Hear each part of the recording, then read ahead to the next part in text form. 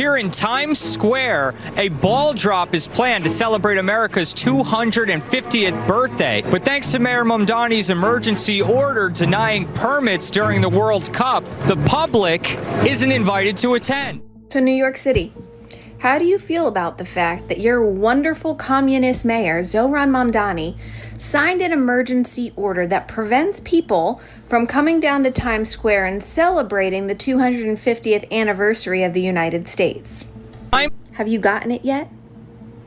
How much more do you need for the people who love New York City, for the people who love New York? Do yourself a favor. How many more New Yorkers are not charged? Do you believe in the First Amendment? Do you believe in the First Amendment, Tom Homan? How many more New Yorkers will the judge let target? Mamdani banned New Yorkers from their own birthday party. Now they're throwing him out.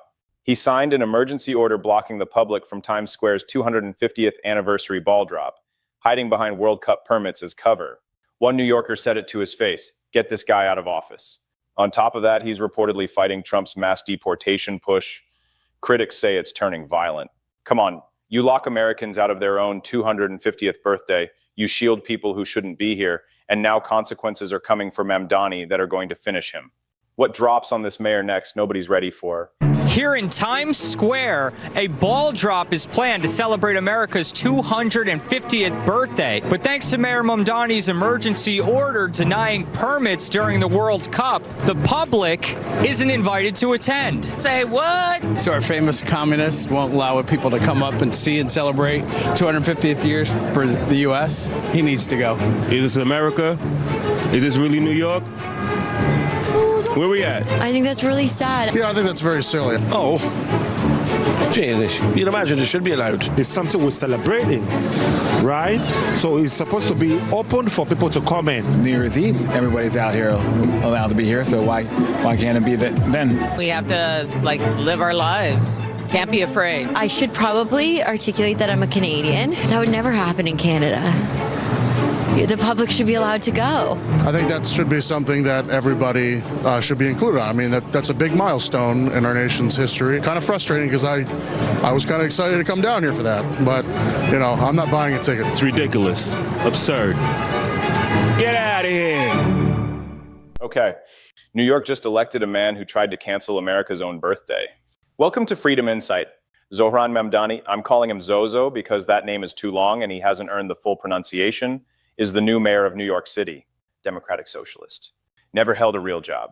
Ran on affordability, ran on being a mayor for the people.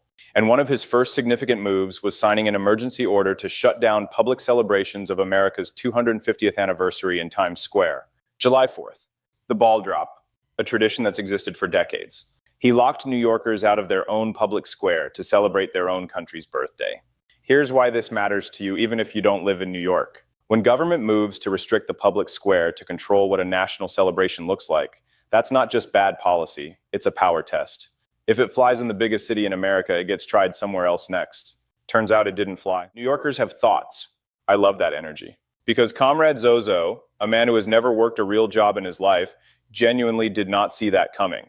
That's what happens when your entire career has been inside an ideological bubble where every bad idea gets a standing ovation. You start governing like you're moderating a DSA Zoom call, and then the actual city shows up and you're stunned. Now let me walk you guys through his housing agenda because I need you to stay with me on this. His plan lets homeowners convert attics, basements, non-living spaces into livable units. More housing supply. Fine. Sounds reasonable on the surface. But nobody's saying out loud what actually happens when a working class homeowner in Queens does this. You convert the basement, you get the permit, and your property value goes up. Has to. You added square footage, rental income potential, assessed value. Your $650,000 home just got reassessed at $800,000, maybe $900,000. And in New York, there's an estate tax threshold. Cross it, and the house your family spent 30 years paying off becomes a tax liability. Who does that hit hardest? Black homeowners in Queens and Brooklyn who scraped and saved for decades just to own something in one of the most expensive cities on the planet. Mamdani wrapped a tax bomb in a housing policy and handed it to the exact people he claimed to be fighting for. He doesn't understand this because he has never owned a single thing in his life. Never had a mortgage, never had skin in the game.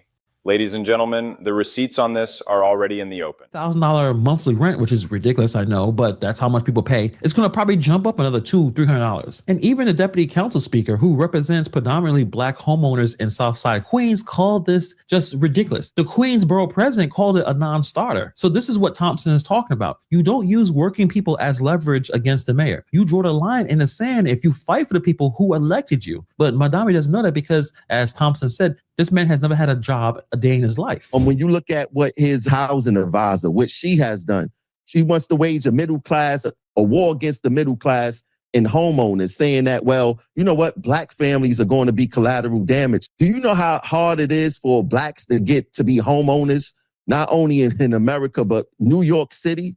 The struggle throughout the years to nonchalantly say that black folks are going to be casually affected by this. Like, I don't know what the city was thinking when they voted Zoran in, but I hope they prepared to hold him accountable and not make excuses for him via what I call that term, political tribalism.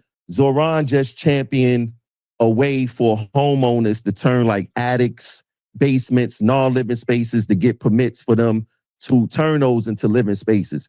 Whenever you turn an attic or a basement or non-living space into a living space, the property value of your house goes up. So now maybe your house was $650,000 or $700,000. You below that estate tax threshold. When you add that extra living space or living component to your property, what happens? Now it goes to $800,000, $900,000, or whatever the case may be. He just thinks that he's slick with these moves that he's making. Now, this is where it gets slick. Thompson called it, and the receipts are all over the place. Mamdani appointed C. Weaver, DSA member, as the director of the mayor's office to protect tenants. This is the same woman that tweeted in 2019 that home ownership is, in her words, a weapon against white supremacy masquerading as a wealth building public policy. She also posted about wanting to impoverish the white middle class and called for treating property as a collective good. Even the socialist playbook has one fatal flaw. It can't survive contact with reality. City-owned grocery stores? Nowhere. $1 billion community safety department? Gutted to 2 staffers. Housing vouchers he swore to protect? He's in court fighting to keep them dead. The promises evaporated faster than the movement that built them. I think what we're watching is the oldest con in left-wing politics. Paint a radical utopia, win the vote, then quietly govern like every other machine politician while your base cheers you on anyway. Mamdani got elected on rage against the establishment and turned around to become it. That's the boomerang. New York deserves this, frankly. When you hand a self-described democratic socialist the keys to one of the world's great cities, don't act shocked when the ideology melts under the budget math. His own people are already calling it a hard landing. That's a polite way of saying the revolution was vaporware. Ordinary New Yorkers who paid rent, paid taxes, and actually believed the pitch are stuck with the bill and none of the goods. That's not governance. That's a con. New York City Mayor Zohran Mamdani pointed out today that the white families in New York City simply make too much money compared to the black families. He said that a white family makes over $200,000 a year and a black family makes less than $20,000 a year. And he vows to fix the inequities in his city. He also says he wants to reckon with racism. Although Zohran failed to mention what the Asian families make, what the Hispanic family makes, what a Russian family makes, he only pointed out what a white person makes. We need to take from the white family and give to the black family. However, this is not racist. Many black people live in subsidized housing in New York City. If they make too much money, they will be kicked out of their subsidized housing. So they want to make a certain amount so they continue to live in their subsidized housing. If we're talking about how much people make on their race, why don't we look into the NBA team there in New York City? How much do the black players make versus the white players? And how many more black players are on the team than white players? Maybe he should look into that and maybe throw a little bit of Asian basketball players on the NBA team. Zohran Mamdani, what he said today is pretty darn racist, if you ask me. Collateral damage. His housing advisor, C. Weaver, DSA card carrier, Mamdani's personal appointment, tweeted that homeownership is a weapon against white supremacy masquerading as a wealth-building public policy. She posted about wanting to impoverish the white middle class. She called for treating property as a collective good, and Zozo put her in charge of protecting tenants. Ladies and gentlemen, Democrats spend every single day telling Black America they're the only ones who care. Then they put someone in power who openly calls Black homeownership collateral damage. The Queensboro president, not a Republican, one of Mamdani's own people, called this plan a non-starter. The deputy council speaker representing black homeowners in South Queens called it ridiculous.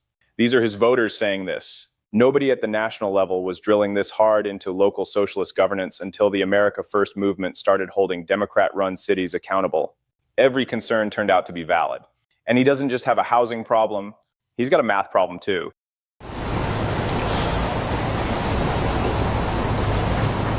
I get messages that say the only good Muslim is a dead Muslim. I get threats on my life. On the people that I love. And I try not to talk about it.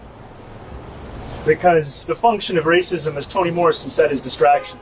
My focus has always been on making this a city that's affordable, on making this a city that every New Yorker sees themselves in. And it takes a toll.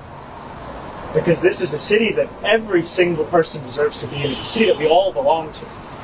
And the thing that's made me proudest in this campaign is that the strength of our movement is built on our ability to have built something across Jewish and Muslim New Yorkers, across New Yorkers of all faiths, and all backgrounds, and all boroughs. And anti-Semitism is such a real issue in the city. And it has been hard to see it weaponized by candidates who do not seem to have any sincere interest in tackling it, but rather in using it as a pretext to make political points. And that's what I've tried to share. Thank you. You guys, he cited white income versus black income. Stopped there.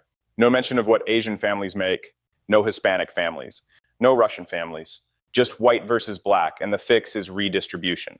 That's wild because if your equity framework is explicitly race-based, it applies everywhere. The NBA point those folks made is logically airtight. You don't get to pick which industry you scrutinize based on who the answer embarrasses. A Republican who said anything half as explicit about race-based redistribution would be on the front page of every outlet in the country for a month. Mamdani says it openly and it's framed as leadership. Republicans have been calling this out for years. Black elected officials in New York are now saying the same thing out loud. Maybe people will actually listen this time. Now, to be fair, and I want to be, Mamdani is dealing with something real on a personal level. He looks rough up there. Actually rough, not performing it. Like someone running on fumes. And I'll say it straight, death threats are wrong. Messages saying the only good Muslim is a dead Muslim. That's not politics, it's not debate, it's just ugliness, and I don't defend it. But being a genuine target of hatred doesn't make your policies immune to scrutiny. You can be persecuted and wrong at the same time. The Toni Morrison line about racism as distraction was a clever pivot. It doesn't walk back what his housing advisor said about black homeowners being collateral damage. And the anti-Semitism line, will they actually build that Jewish-Muslim coalition he's describing across all boroughs? Should they? Absolutely. Do I expect it? We'll see. Ladies and gentlemen, a mayor who has never held a job, who appointed someone that openly calls black home ownership acceptable losses, who tried to lock Times Square on the 4th of July and got pushed back by his own coalition. Maybe this is the start of real accountability. Maybe New York stops making tribal excuses and holds him to the standard he promised. I want to believe that. Actually, wait, no. I've been saying this about New York for years. But God, what a thing it would be if this time was different. What a thing that would be for this city. Thank you all very much for watching. Goodbye.